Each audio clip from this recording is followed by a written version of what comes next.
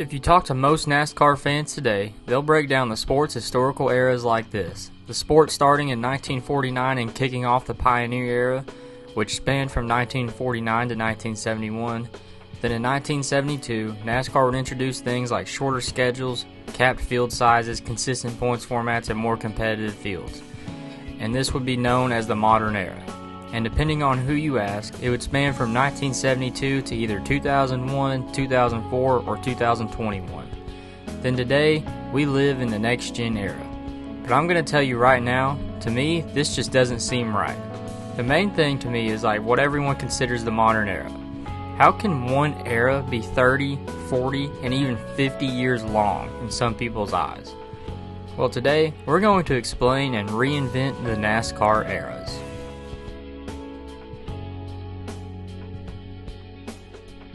Now, before we start, what is an era? Defined by the Webster Dictionary, an era is a long and distinct period of history with a particular feature or characteristic. So for every era that I'm going to look at, I'm going to define the features and characteristics. So with that said, let's get into it. Now to start the early years of NASCAR, we're going to keep the same name but end it a year early. The Pioneer Era was defined by, the pioneers of the sport. These were the early days of the sport, the days of inconsistent points formats and basically no rules. The points format in this time was the money format, where they measured how much money a single driver made in a season. This resulted in drivers going to bigger name events like the Southern 500 and Daytona 500, and not going to a lot of the smaller events. The season that defined this the best was 1963.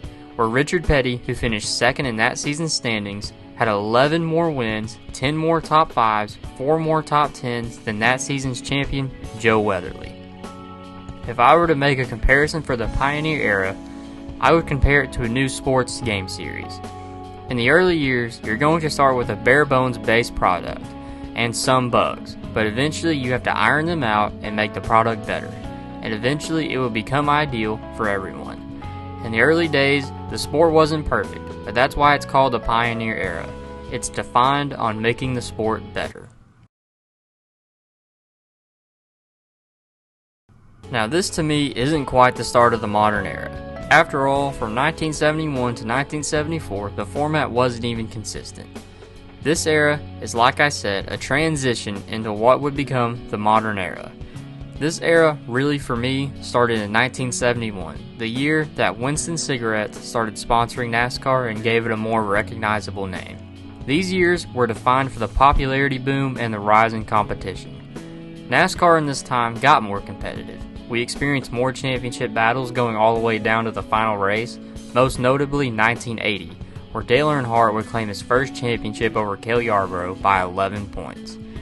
The boom in popularity that NASCAR experienced was in the 1979 Daytona 500, where the iconic finish between Cale Yarborough, Donnie Allison, Darrell Waltrip, and Richard Petty took place.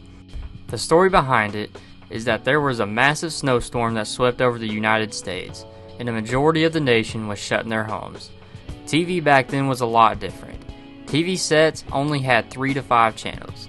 The other channels on that day had no signal, so everyone was forced to watch the 21st annual Daytona 500, and we all know what's transpired that day. This was the day that NASCAR's popularity truly transcended into what it would become years later.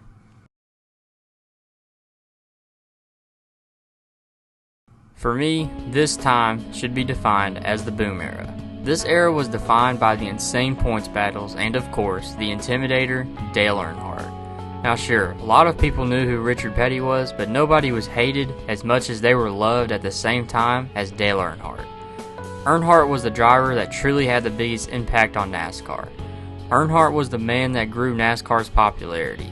It all started in 1985 where Earnhardt won his second championship, and this, in my opinion, is what started the boom era.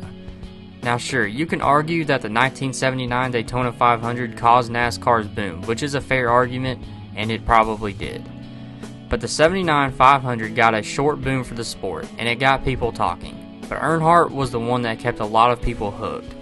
Earnhardt was once in a generation talent. and in this era, Earnhardt won 6 championships and 59 races. But all good things must come to an end, and this era would end with the passing of the torch.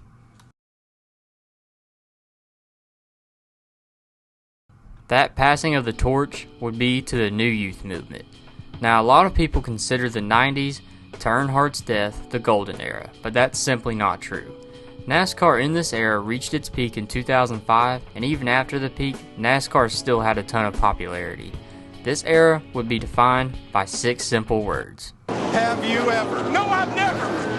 These moments right here defined what NASCAR was and still is to this day. A can't-miss show full of memorable moments and can't-miss action.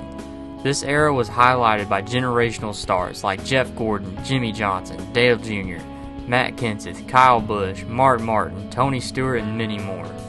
This time also had so many great points battles: 2002, 2004, 2010, 2011, and 2012. These seasons were truly some of the best seasons in NASCAR history, and it all started with the passing of the torch. Not from Earnhardt to Gordon, but from one generation to the next. This youth movement took NASCAR into its next era, but unfortunately, it was also the same group that brought an end to the golden age.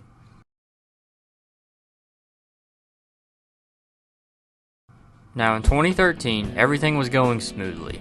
A new car was introduced to the Cup Series, and there were some decent races, but you could also tell that the car was a work in progress, as some races were pretty good, while some were absolute duds. But overall, the season was solid.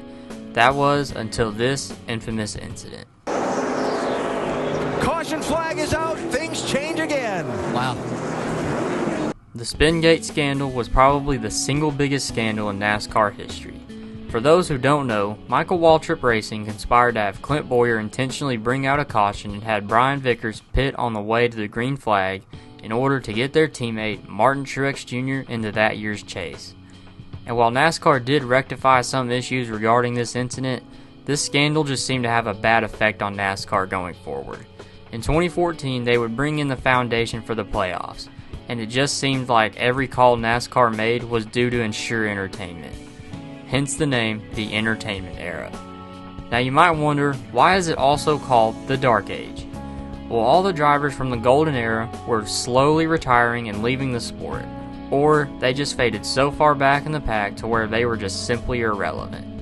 Combine this with the ratings declining every year and NASCAR making questionable calls, this caused a really dark age in NASCAR.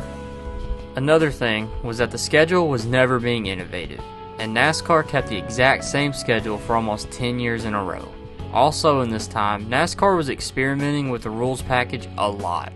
Going into 2014, NASCAR ran about 900 horsepower and high downforce, and the racing was solid, and at times it put on absolute bangers.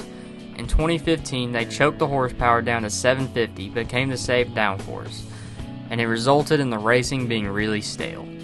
In 2016, they kept the horsepower at 750 but ran really low downforce, and 2016 was slightly better. But in 2017 and 2018, they ran the same package, but the teams got really innovative, and this resulted in the racing just being bland and downright terrible.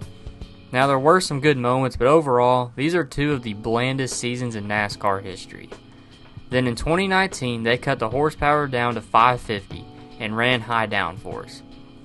Now I'm not going to be like every other YouTuber on this platform and tell you that this package was the worst package ever and that I never liked it. But I'm also not going to say that it was good either.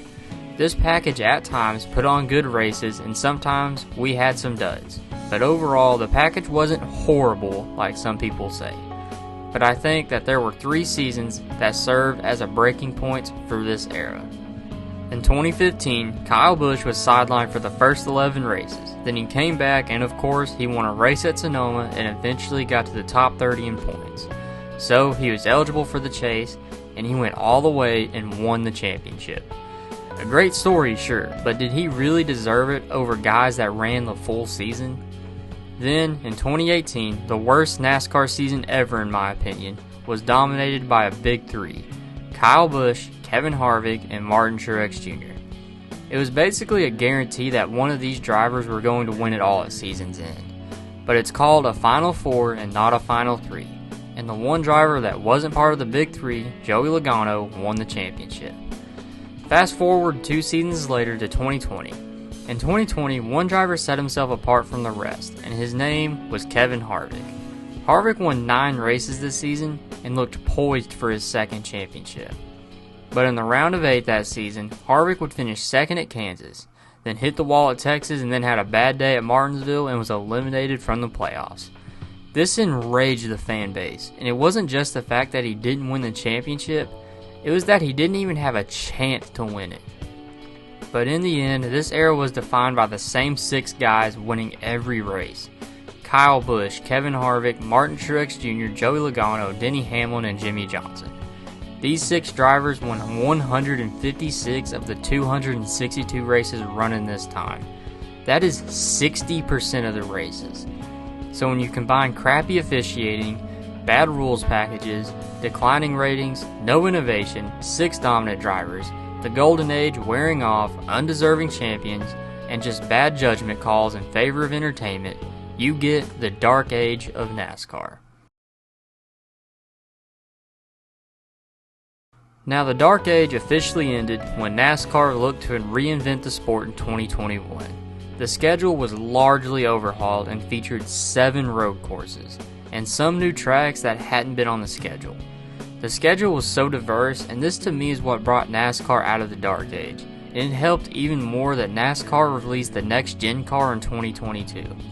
The car was so new to NASCAR, and it brought the field closer together and reinvented the sport.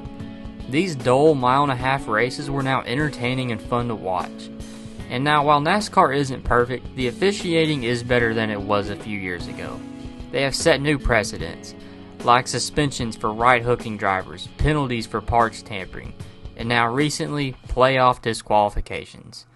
They have also innovated the schedule, having all different kinds of tracks. Right now, we are witnessing NASCAR reinvent itself, hence the name, the Reinvention Era. Now these are, in my opinion, the eras of NASCAR. Let me know if you agree or disagree. I'd love to hear it. Well, that's it for today, guys. Thanks for watching, and I will see you next time for another video.